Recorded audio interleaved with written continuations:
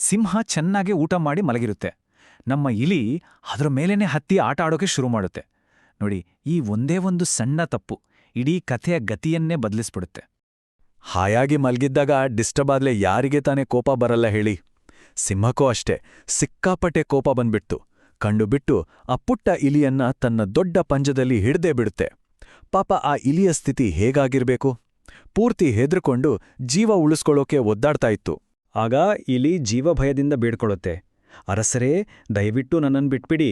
ಮುಂದಕ್ಕೆ ಯಾವತ್ತಾದ್ರೂ ನಿಮಗೆ ನನ್ನಿಂದ ಸಹಾಯ ಬೇಕಾಗಬಹುದು, ಆಗ ನಾನು ಖಂಡಿತ ಸಹಾಯ ಮಾಡ್ತೀನಿ ಅಂತ ಹೇಳುತ್ತೆ.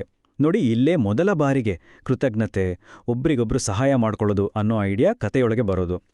ಆದ್ರೆ ಸಿಂಹಕ್ಕೆ ಇಲಿ ಮಾತು ಕೇಳಿ ನಗು ಬರುತ್ತೆ. ನೀನೊಂದು ಪುಟ್ಟ ಇಲಿ ಈ ಕಾಡಿನ ರಾಜನಾದ ನನಗೆ ಸಹಾಯ ಮಾಡ್ತೀಯಾ ಅಂತ ಗೇಲಿ ಮಾಡುತ್ತೆ. ಇದೇ ನೋಡಿ ಸಿಂಹದ ದೊಡ್ಡ ವೀಕ್ನೆಸ್, ತನ್ನ ಶಕ್ತಿ ಬಗ್ಗೆ ಅದಕ್ಕಿರೋ ಅಹಂಕಾರ. ಹಾಗಂತ ಗೇಲಿ ಮಾಡಿದ್ರೂ ಆ ಇಲಿಯ ಧೈರ್ಯ ನೋಡಿ ಸಿಂಹಕ್ಕೆ ಎಲ್ಲೋ ಒಂದ್ ಕಡೆ ತಮಾಷೆ ಅನ್ಸುತ್ತೆ. ಪ್ಲಸ್ ಆಗ ತಾನೇ ಊಟ ಮಾಡಿದ್ರಿಂದ ಹೊಟ್ಟೆ ಬೇರೆ ಫುಲ್ ಆಗಿತ್ತು. ಸರಿ, ಹೋಗ್ಲಿ ಬಿಡು ಅಂತ ಕರುಣೆ ತೋರಿಸಿ ಇಲಿಯನ್ನ ಬಿಟ್ಬಿಡುತ್ತೆ. ಅಬ್ಬಾ, ಪ್ರಾಣ ಉಳಿತೋ ಅಂತ ಆ ಇಲಿ ಅಲ್ಲಿಂದ ಓಡಿ ಹೋಗತ್ತೆ. ಬೇಟೆಗಾರರು ಕಾಡಲ್ಲಿ ಬಲೆ ಹಾಕಿರ್ತಾರೆ. ನಮ್ಮ ಸಿಂಹರಾಜ ಪಾಪ ಆಹಾರ ಹುಡ್ಕೊಂಡೋಗ್ತಾ ಆ ಬಲೆಯಲ್ಲಿ ಸಿಕ್ಕಾಕೊಂಡ್ಬಿಡುತ್ತೆ. ಈಗ ನೋಡಿ, ಪರಿಸ್ಥಿತಿ ಪೂರ್ತಿ ಉಲ್ಟಾ ಆಗಿದೆ.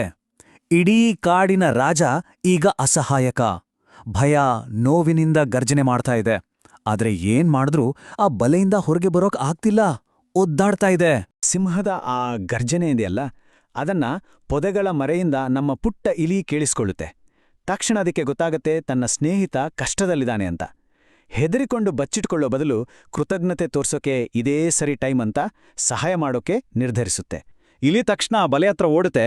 ತನ್ನ ಪುಟ್ಟ ಆದರೆ ಶಾರ್ಪ್ ಆದ ಹಲ್ಲುಗಳಿಂದ ದಪ್ಪ ಹಗ್ಗಗಳನ್ನು ಒಂದೊಂದಾಗೆ ಕಚ್ಚಿ ಕತ್ತರಿಸೋಕೆ ಶುರು ಮಾಡುತ್ತೆ. ಸುಸ್ತಿ ಆಗಲ್ಲ ಅದಕ್ಕೆ. ನೋಡಿ, ಸಿಂಹದ ಬಲಕ್ಕೂ ಮಾಡೋಕ್ಕಾಗದೇ ಇದ್ದಿದ್ದನ್ನ ಇಲಿಯ ಸತತ ಪ್ರಯತ್ನ ಮಾಡಿ ತೋರಿಸ್ತು. ಕೊನೆಗೂ ಸಿಂಹ ಫ್ರೀ ಆಯಿತು. ಸಿಂಹ ಮಾತಾಡೋ ರೀತಿಯಲ್ಲೇ ಅದರ ಬದಲಾವಣೆ ಗೊತ್ತಾಗುತ್ತೆ. ಅದು ಹೇಳುತ್ತೆ, ತುಂಬಾ ಧನ್ಯವಾದ ಇಲಿ, ನಿನ್ನ ಕೃತಜ್ಞತೆ ಇದೆಯಲ್ಲ, ಅದು ಈ ಕಾಡಲ್ಲಿರೋ ಎಲ್ಲರಿಗಿಂತ ದೊಡ್ಡದು ಅಂತ ನೀನು ಸಾಬೀತು ಮಾಡಿದೀಯಾ ಅಂತ. ಇಲ್ಲಿ ನೋಡಿ, ಸಿಂಹದಲ್ಲಿ ಒಂದು ಹೊಸ ವಿನಯ, ಇಲಿ ಮೇಲೆ ಒಂದು ಗೌರವ ಬಂದಿರೋದು ಕಾಣಿಸ್ತಾ ಇದೆ. ಆ ಘಟನೆ ಆದ್ಮೇಲೆ ಅವರಿಬ್ರು ಬೆಸ್ಟ್ ಫ್ರೆಂಡ್ಸ್ ಆಗ್ತಾರೆ.